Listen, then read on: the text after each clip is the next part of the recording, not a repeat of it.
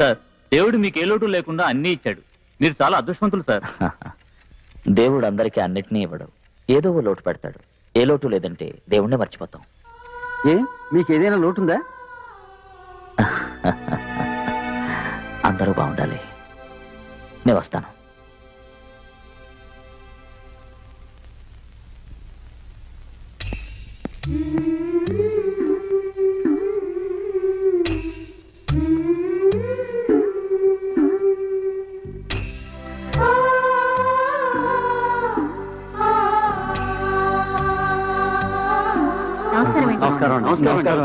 నమస్కారం.